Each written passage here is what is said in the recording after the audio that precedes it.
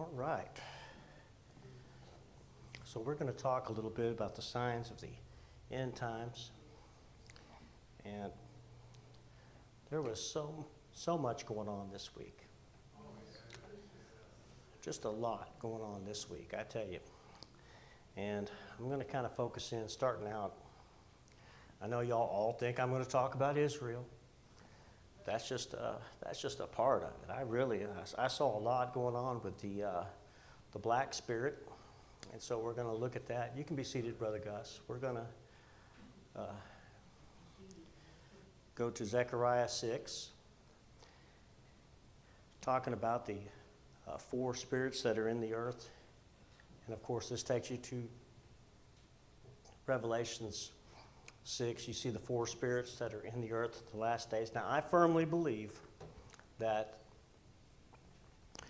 the four spirits that are in the earth in the last days, the black spirit and the red spirit, work hand in hand.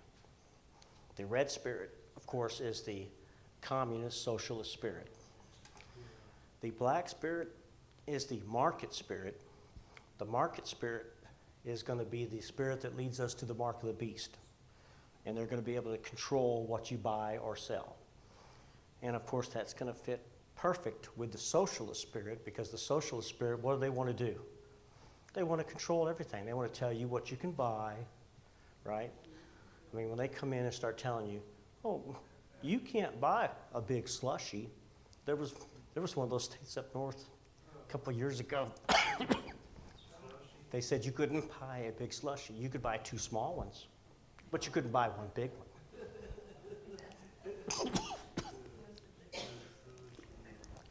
And that's just how they think. You know, they have this, I want to control you. I call it the nanny state. They want to be your nanny, okay? And so they want to control every little thing. And so we're going to see some of that here. So there you see it's the scales, which is the, of course, if you look in the Bible times, that's how they dealt in their markets. They would put things on the scales and they could control the market, the trade, is what it represents. He opened the third seal. He heard the third beast say, come and see. And behold, and lo, a black horse. And he that sat on him had a pair of balances in his hand. And I heard a voice in the midst of the four beasts say, a measure of wheat for a penny, 3 measures of barley for a penny. See thou hurt not the oil and the wine. So there you see it. And then, of course, in Revelation 13 and 16, he causes all, both small and great, rich and poor, free and bond, to receive a mark in their right hand or in their foreheads, that no man might buy or sell, save he that had the mark or the name of the beast or the number of his name. So, and of course you say, how can that happen? How can they control what everyone buys, right? Well, the time is going to come when those little barcodes are going to be on everything, right? They're going to be able to control. Have you noticed more and more of these stores are going to self-checkout? You won't even need a checker anymore. They have like one person there monitoring. And so everything, even if it's the smallest item, you just run it across the scanner, beep, beep. And then your credit card, or now it's even your phone. You can take your phone, beep. Well, your phone can be lost or stolen. So wouldn't it be more convenient to just put it underneath your skin like a chip? Beep. How far are we away from that? Can't be that far away, right? So it's all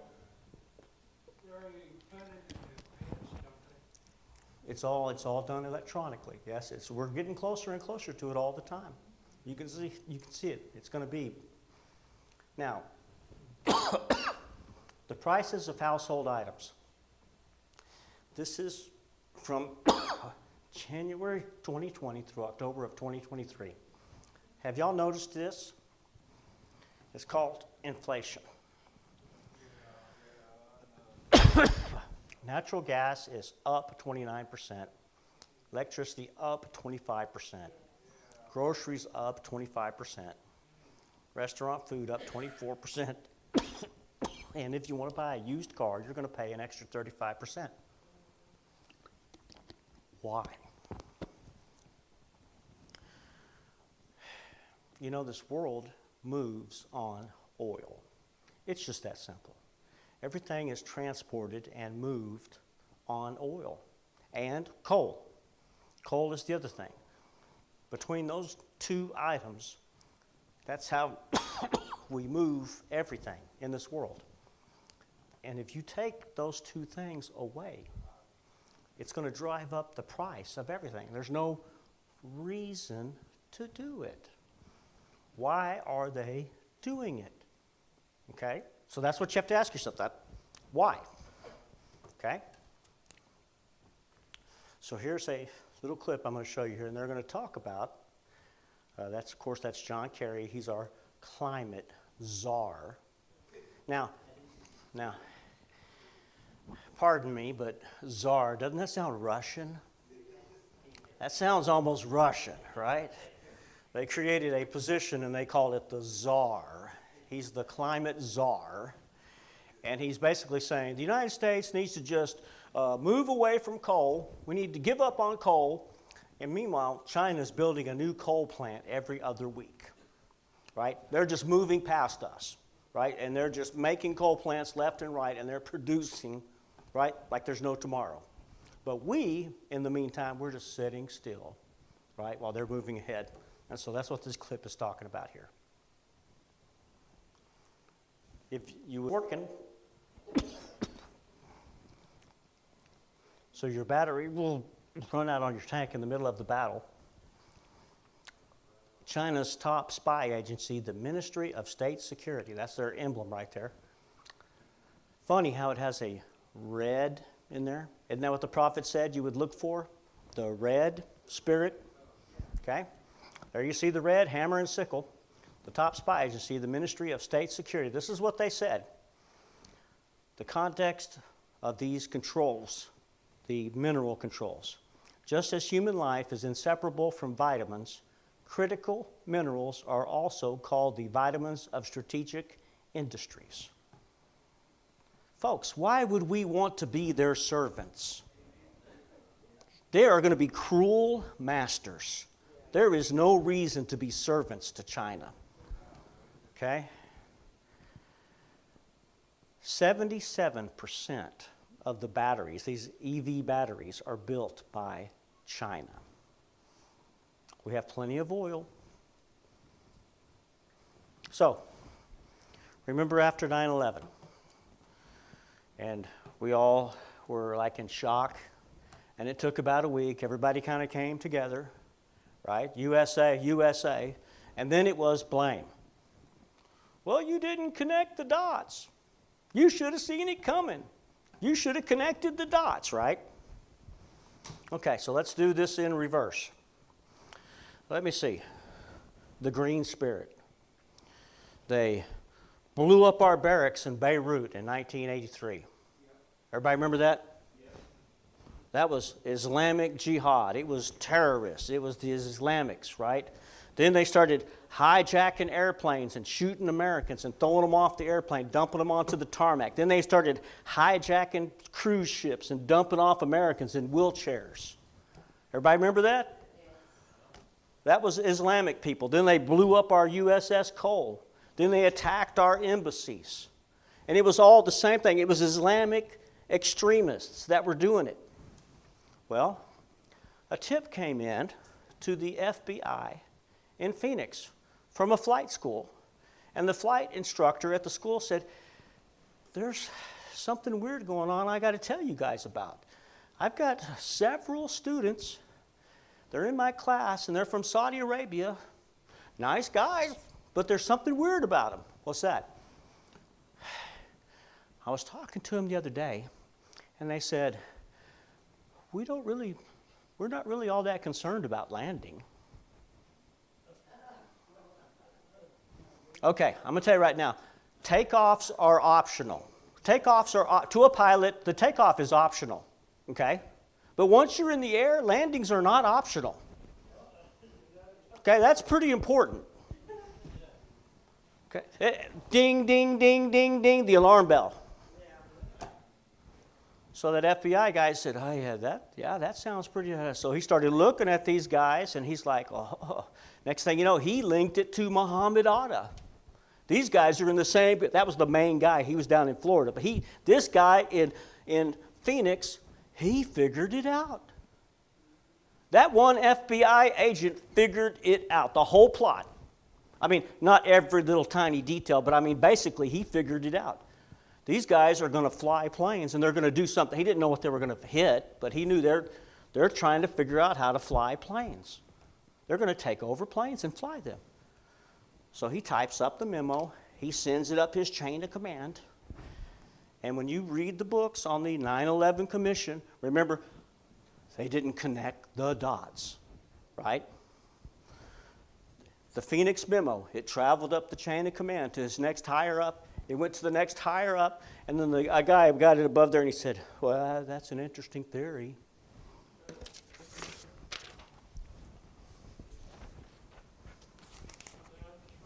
Put it in the file cabinet.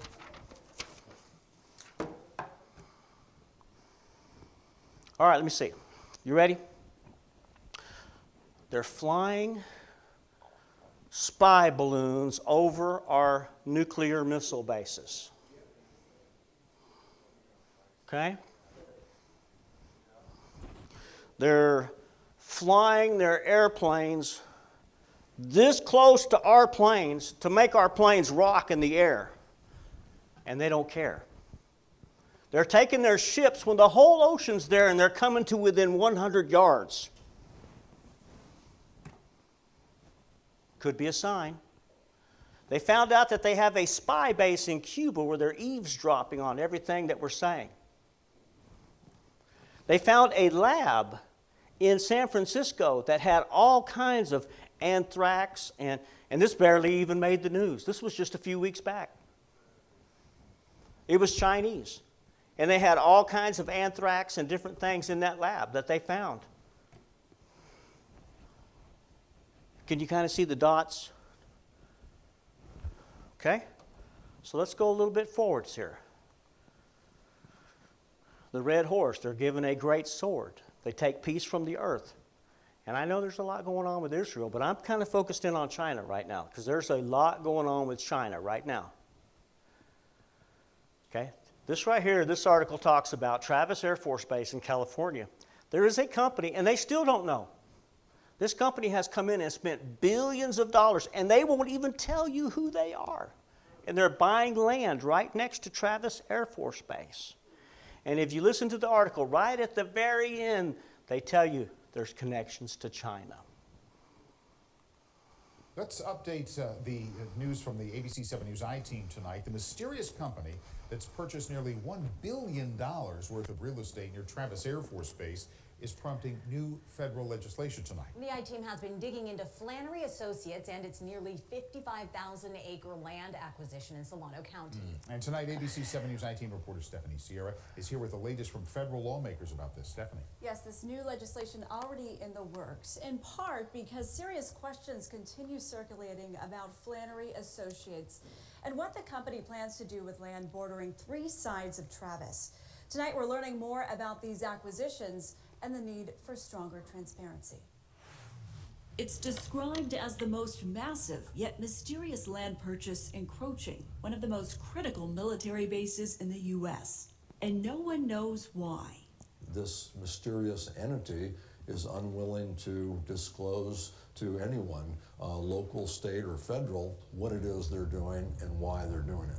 Since 2018, Flannery Associates purchased nearly 55,000 acres of farmland in Solano County. And the I-Team has confirmed the company has yet to pull any permits to signal new development or change of land use. So for years now, the land acquired, which is nearly double the size of San Francisco, just sits there.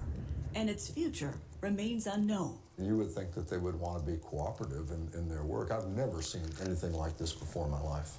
The mystery surrounding such a critical military base is what prompted Congressman Mike Thompson to introduce bipartisan legislation to enhance investigations of any land purchase near military bases, national security sites, and critical infrastructure.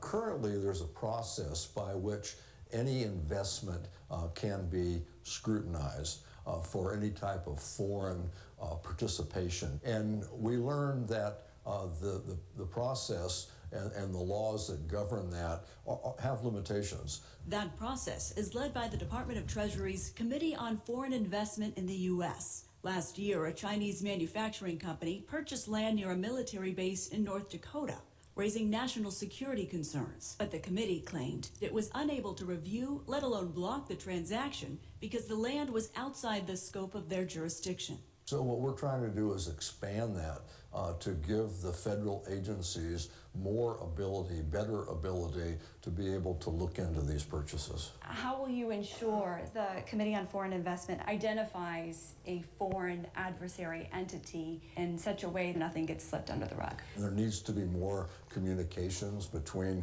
the different entities that participate in this investigation. The I-Team's analysis of public records has found several other investment firms have purchased land near Travis Air Force Base, one of which has ties to China and experience with advanced coding. Federal officials confirmed to the I-Team they're investigating a type of Chinese malware that has potential to disrupt military operations across the U.S. Is there any sense that we should be concerned about Travis Air Force Base when it comes to the Chinese malware? I think that's precisely why we are all interested in this.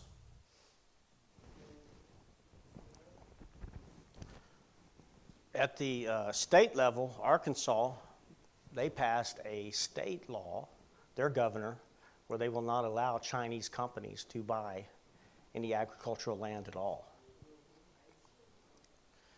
This one here, this is going to show you on the border.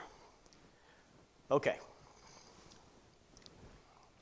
I am for legal, proper immigration. We're a melting pot. Welcome to America. Do things right. We need to make sure who you are and you're not here to hurt us. If you want to come here and become an American, welcome to America. Do things right. But the way they're doing it now is not correct. Okay, it's illegal. Okay? What you're going to see right here is shocking. Hundreds of Chinese, young military-age males. They're migrants. They say they're migrants, but there's no women. There's no kids. They're all military-age males. And what they're going to do is they're going to hand them a piece of paper, promise to show up in 4 years for your court date, and then they turn them loose. Where do they go? What's going to happen to them? Nobody knows. It's insane. Okay? And just watch this. First, we've got video that you won't see anywhere else and that you need to see. Our cameras captured a massive surge of migrants flooding across the southern border from a country that you may not expect. They are Chinese. Large groups of Chinese nationals seen here being processed by Border Patrol agents. Only our cameras were there. The majority of them single adult men hoping to cross the border in San Diego and leave the Chinese Communist government behind. That's what they say their intentions are. And if that's the case, who can blame them? Or is there something else going on? Still, the wave of Chinese migrants is adding to the stress already rippling throughout San Diego, which is considering a multi-million-dollar vote today to help handle the increased crush of migrants flooding the area ever since September. Joining us now with more is NewsNation correspondent Allie Brown.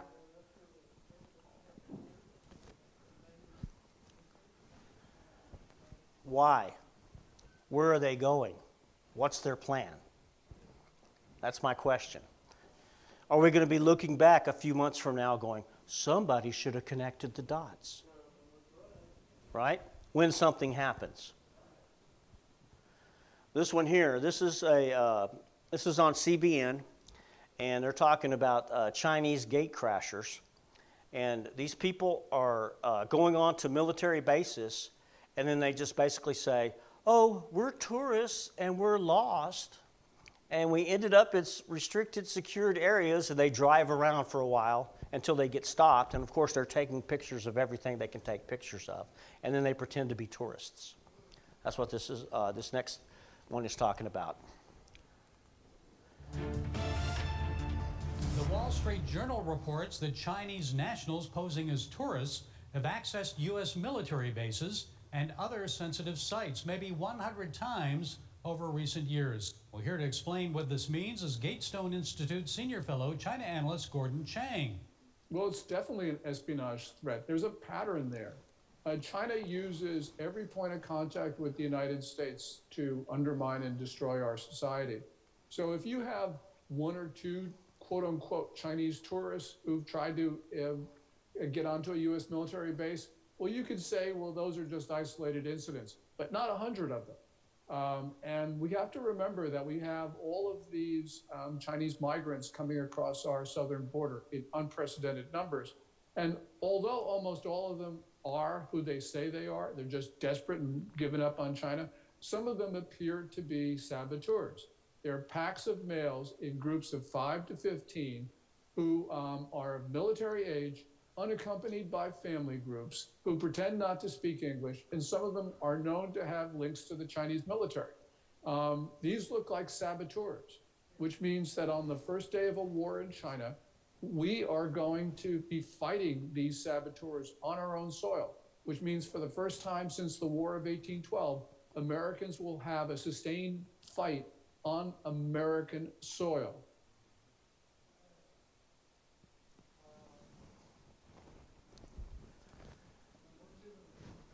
And a lot of people didn't even hear about this one. This was kind of under the radar. But this has actually happened 3 different times in the last year. This was down in San Antonio. A car just blatantly, let's test the security, drove right through the gate at the Air Force Base. Not only drove through the gate, drove around. Was being shot at by the guards and then escaped into the night.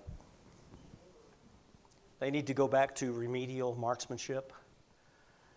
Air Force security personnel fired several shots in self-defense on Saturday afternoon when a driver breached the main entry point at Joint Base San Antonio, Camp Bullis in Texas, according to the base. The driver, who had not yet been identified on Tuesday, drove towards the guards at a high rate of speed in the wrong direction of traffic. Robert Strain, a Joint Base San Antonio, Fort Sam Houston spokesman. The driver broke through the access control point and was on the installation for several minutes before turning around and speeding through the gate to exit. But you have to read down to the article. Wait, there's more. Earlier this year, driver attempted to gain unauthorized access to the Marine Corps base at Camp Pendleton in California by ramming a vehicle into the barrier wall. And months later, during a separate incident at Joint Base Andrews in Maryland, a base resident fired his weapon at a trespassing intruder, prompting another investigation. So one of the residents on the base actually saw the intruder. The guards didn't even see him and chased him off. So who are these people penetrating onto our base, testing our security? This is this is the Oconee Nuclear Station. I want to say South Carolina. A vehicle at 8:05 p.m. crashed through the gate at a nuclear station. They said at this nuclear station, there's a pond, and this retaining pond where this car was driving, there are actual plutonium rods that they pull from the reactor, and they put them out there to cool. He was that close to plutonium rods. There's like a fence. And y'all understand, a nuclear reactor, the rods will get hot and it makes steam in the water, and that's how they turn turbines to make the nuclear. Well, they take the rods and they'll put them in water to cool them. They gave a description of the car. So they're probing our nuclear power plants. We're just turning these people loose by the thousands into our country. We're not vetting them. There's no background checks. The Border Patrol's making sandwiches and changing diapers, and then sending them on their way with a bus ticket. That's all we're doing. This is another video from the border. This is a thermal camera, and you can actually see they're looking across the border at the drug dealers, the cartel, and they're actually throwing improvised explosives, testing them. And you're going to see it on the infrared camera. All right, shocking video at our southern border. Texas DPS drones showing Mexican drug cartels hurling explosives along the border. Meanwhile, in New York, a terrorist suspect is being held without bond after his arrest last month, but not before roaming freely for 2 weeks. Authorities say that the man entered the U.S. illegally on October 3rd, days after he was released. Homeland Security revealed he was wanted in his home country for terrorist activities. Here to react, former acting Homeland Security Secretary Chad Wolfe. Chad, how does something like this happen? Was it like that back in the Trump administration? No, it wasn't. This is obviously a breakdown, but I think the primary cause here is when you have 30,000 or more individuals coming across that border every single month, every 30 days they're coming across that border, probably higher than that. It overwhelms the system. And so all the law enforcement checks that Border Patrol agents are supposed to be doing on a daily basis, making sure that bad people are not entering, are getting shortchanged or getting cut. If the process and the priority is just to move them out of processing centers and into the interior of the country, which we know is the priority under this administration, guess what? Things are going to get missed, and unfortunately, this is one of those instances. Yeah, these explosives that Texas DPS found along the border. You're from Texas, I'm from Texas. Without them, you know, we would be in a lot more danger. But what are they going to do with these explosives? What's the purpose of having them on the border? Well, obviously, the cartels have a lot of capability along that border, using drones. They're heavily armed, and so they're gonna use this not only against their rival cartels and the like, but they're also going to use this against U.S. officials, whether they are doing decoys and trying to attract Border Patrol agents to a certain area so that they can smuggle individuals and narcotics in other areas. Look, their tactics are pretty advanced and sophisticated, and the Border Patrol knows this, but we're not allowing them to do their job. We're not allowing them to get out there and to fight the cartel.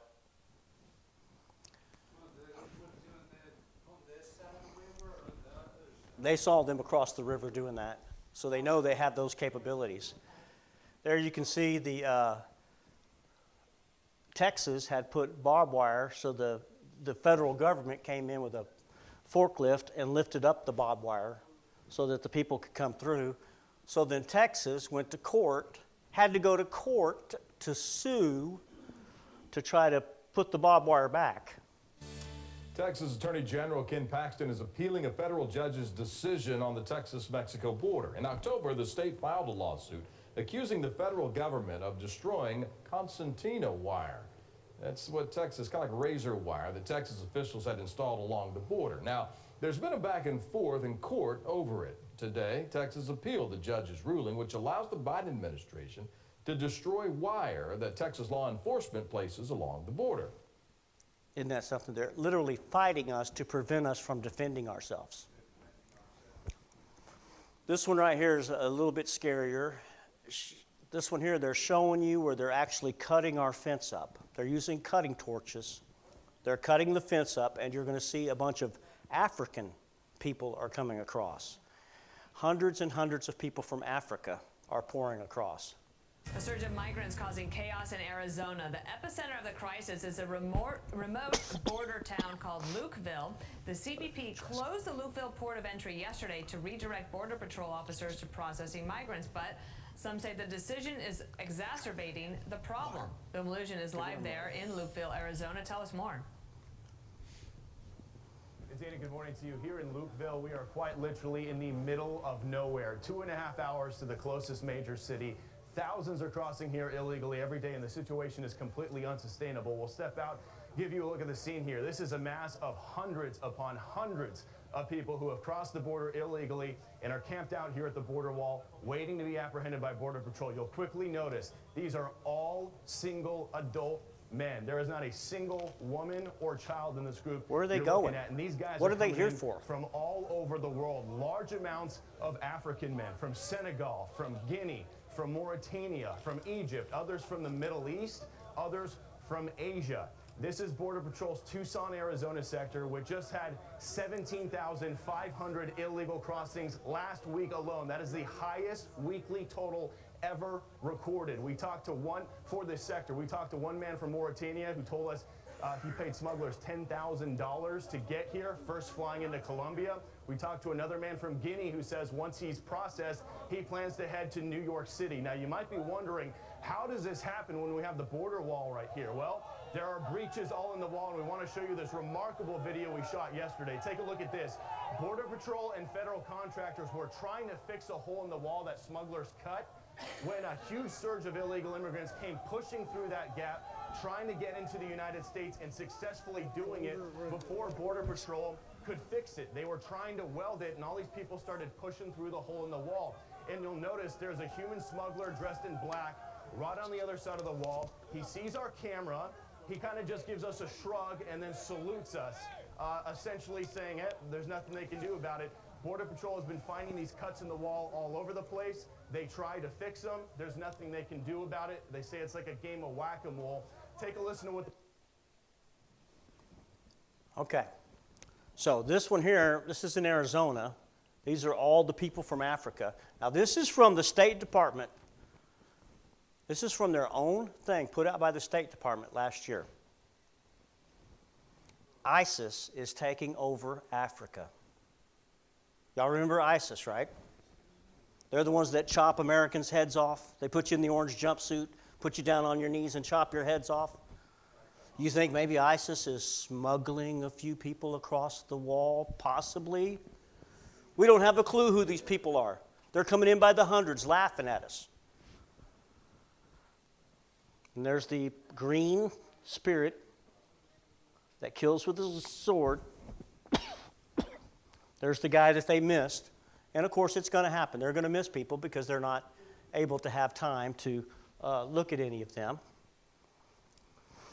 So I wonder how many of these, as I watch these massive crowds of people who are pro-Palestinians, right, who are supporting the terrorists, and I'm wondering, where are all these people coming from who are in support of terrorists?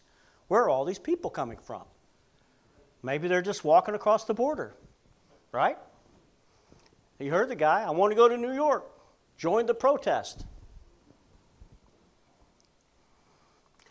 I mean, we have to accept the fact that maybe not all these people coming across the thing like America. It's just a fact.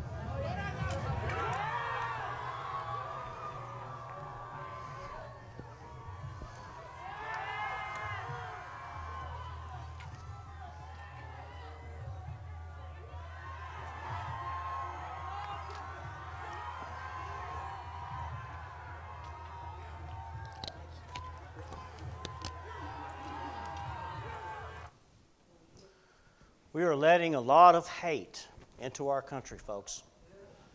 They're bringing a lot of hate in here with them. Because iniquity shall abound, the love of many will wax cold.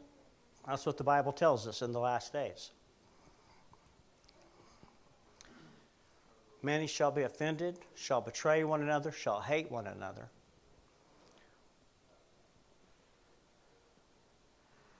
Have y'all been keeping up with what they're doing to Jews in New York City?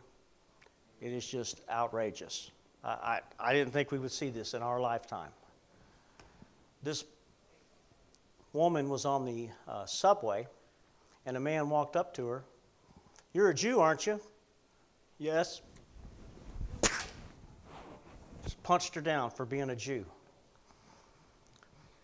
An alleged bigot accused of punching a Jewish woman in the face on the Manhattan subway was arrested. That's what he told her. "You are." She said, "Why are you punching me?" "Because you're Jewish." He was later arrested. Of course, when they got him to court, here you can see a video of him. As soon as they got him to court, they have, remember, New York is no bail. They have that George Soros district attorney there. It's no bail, so it's just a paperwork thing. He was immediately walked out. So here you can see him walking out.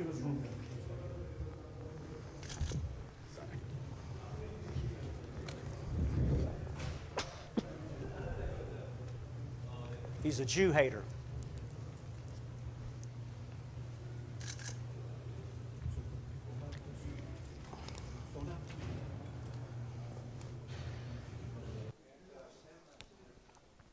Then they had Another person earlier that week, a Columbia University student, was beaten with a stick in an anti-Semitic attack. Maxwell Freeman, 19, who uses she and her pronouns. I'm not making it up, I'm just reading it off the thing. She prefers she, her pronouns. She used a stick and struck a 24-year-old man after he confronted her for tearing down the flyers about the Israelis who had been kidnapped and killed. So she took out the stick and began to beat him. Later on, a Jewish-owned deli on the Upper East Side was defaced with a swastika and scrawled in a message that said, "Kill the Jews." These three young men right here, they went on a spree. They beat up a Jewish man walking out of the synagogue, 40 years old. He was coming out of the synagogue. They confronted him and began punching him multiple times. 30 minutes later, they attacked a second person while they were yelling, "Free Palestine." And then they punched a third person 5 minutes later, a 27-year-old man, multiple times before running off. Then they had a riot in a high school in Queens. Anti-Israeli students threatened a Jewish teacher. This is what got them all upset, because they saw this on her Facebook page. She put this on her Facebook page, "I stand with Israel." They saw that. So then they started trying to attack her. They called the police. They ran her into the bathroom, into an office, and the police came, and literally the police were trying to hold the door shut. The students were trying to get into the office. That's what it says. They arrived on the scene around 11:20. They tried to rush the teacher into an office. They locked the door. The students gathered outside. They tried to push their way in. It was a riot. According to the New York City councilman, the department also contacted the Counterterrorism Bureau. And here's some pictures of the student. There's somebody snapped a picture with their phone of what it looked like outside in the hallway as they were trying to force their way into the office to get the teacher for simply holding up a sign saying, "I stand with Israel." Here's the students. They made them leave the school.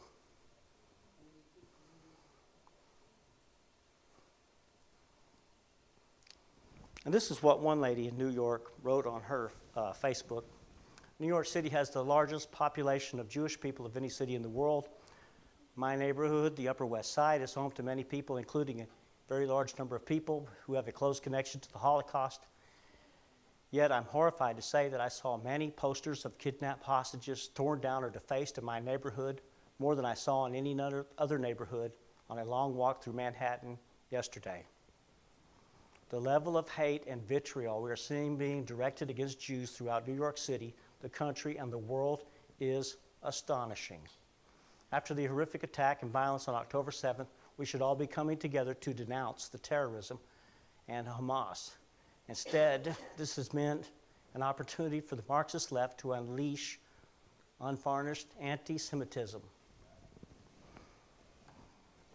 which is exactly what we're seeing right now. And there you can see some examples where they're ripping down the signs around town. Just horrible. There's a picture of one of the babies. That's still missing, by the way.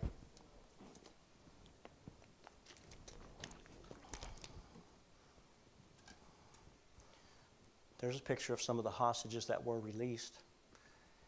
Can you even imagine what goes through somebody's mind to kidnap those kind of people and hold them like cattle in a cage? They said they held them in cages in a tunnel under the ground.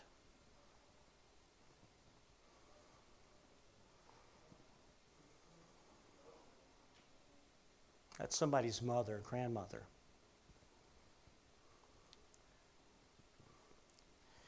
I'm going to close with this one here. This is University of Pennsylvania. This is particularly shocking to me. University of Pennsylvania. Imagine being a Jewish student at University of Pennsylvania. That's a major university in the United States of America. You send your child to that school. You're paying big money, right? I mean, you can tell it's... There you see that right there in the front, and you come in. If you're not familiar with the term intifada, it's the Palestinian term that came up with it. It means armed uprising of Palestinians against Israel. And basically they call for the elimination of Israel, to kill all of the Jews. That's what it is. It means intifada. It means kill Jews. Genocide of Jews is what it means. So imagine you're a Jewish student. You're going to the University of Pennsylvania. Would you feel threatened or intimidated if you looked outside in the middle of the campus? This is on University of Pennsylvania, on the center of their campus. This is what's going on.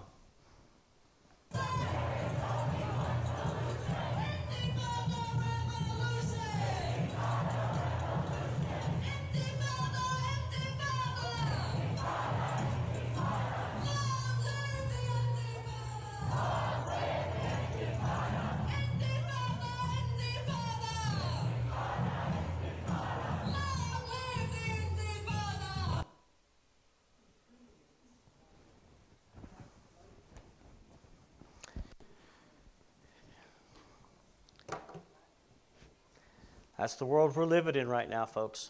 It's like an alternate universe, isn't it? But the Bible tells us in the last days you'll be hated for my name's sake. And they are tolerating that. And if you didn't see any of that, I'll show it next time. I'm out of time right now, but the next time I'll show when they brought these university presidents and the one Republican congresswoman from New York, oh, she did so great.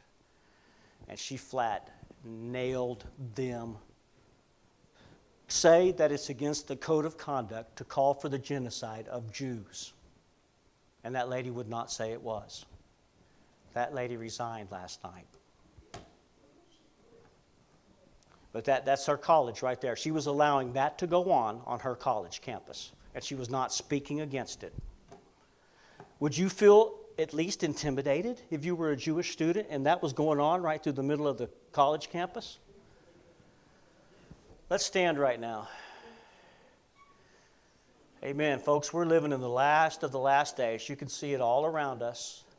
We need to have our hearts right with God. We could be ready.